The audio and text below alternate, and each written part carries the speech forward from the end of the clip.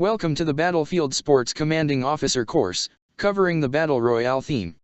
This course focuses on how to use SATR3 technology to deliver commercial live games. The course author, Peter Lander, has more than 20 years of hands-on operational gaming experience.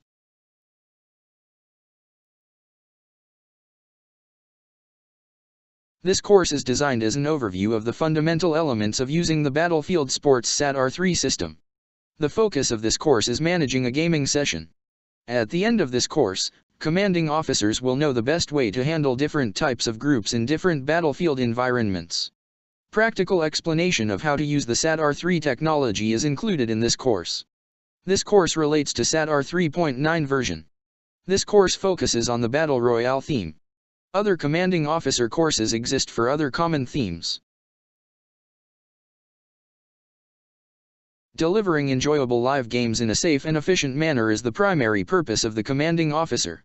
This includes running on time, making sure customers are effectively communicated with, at each stage of a session, and managing staff. Providing on-the-job training to other staff is a critical part of the role. The commanding officer holds a leadership position, leading both the customers and the staff during the session. The majority of Battlefield Sports customers rely heavily on repeat business and customer recommendations, especially on social media. This means the best possible gaming experience must be delivered on a consistent basis. It is important to communicate with the staff that, as professionals, they are there to entertain the customers, not themselves. Avoid staff joining the games or shooting the customers whenever possible. Unless the session is a clan war, it is critically important for all staff, but especially the commanding officer, to understand that we are in the entertainment industry, not the sports industry. A commanding officer has to be remarkably flexible because the SATR gaming system attracts a tremendous variety of groups. The missions, settings, and terminology must be suitable for the group. Consider the nature of the battlefield, and, if outdoors, the weather conditions. Gamers under 10 years old or sensitive groups, especially school groups, are best run using the Battlefield Tag theme. This is not covered in this course. Within a session, individual members can vary in age, maturity, physical strength, fitness, and even outlook. This is especially true at a public session where multiple groups play together. Some customers may be opposed to a military-style game, and terms such as tagging can be used instead. A commanding officer's priority, at any session, is to make the game's age and experience appropriate. The more experienced the gamers are, the more challenging the gameplay can be. The following 3 slides provide guidelines for each age group.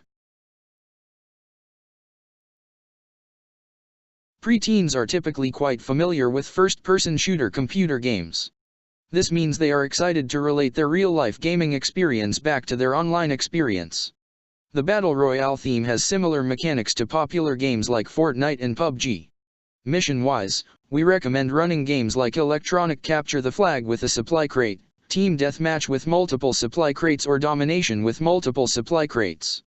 Supply crates provide upgrades. The randomity of each upgrade enhances the experience.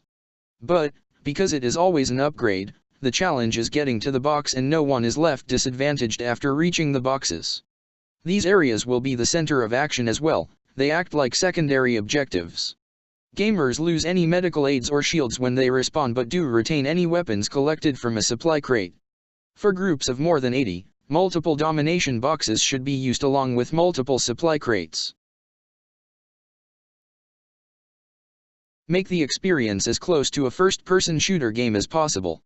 All the same preteens missions can be run, and for public sessions, those simple missions are a good choice.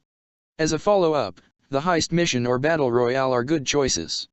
These missions are suitable for older groups, teens, youths, and adults. If your players need a slower game after the action-packed missions, we recommend the Team Deathmatch.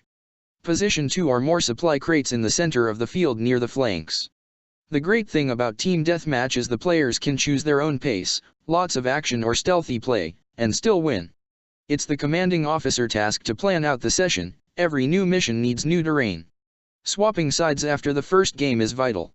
If you have a large field, move them into new areas after 2 games, plus, change the mission so they have new things to learn and new tactics to try. If you have a small field and cannot move them, Turn the field 90 degrees so what used to be the far edge of the field now becomes the start points. With most adult groups, the fitness level is usually low, so missions will need to require less running. Also, the ground should be fairly flat, so scouting out a suitable area to play is vital. The vast majority of corporate groups are looking for a fun entertainment experience. The Battle Royale theme is perfect for this. Often these groups break into 4 teams. The heist mission where the winning team is the one with the most money deposited in the vault is perfect. A complete session is 4 heist games where the teams change vault position each time. When running a corporate team building rather than a corporate fun session, the Battlefield Live theme with predefined characters is a better fit than the Battle Royale theme.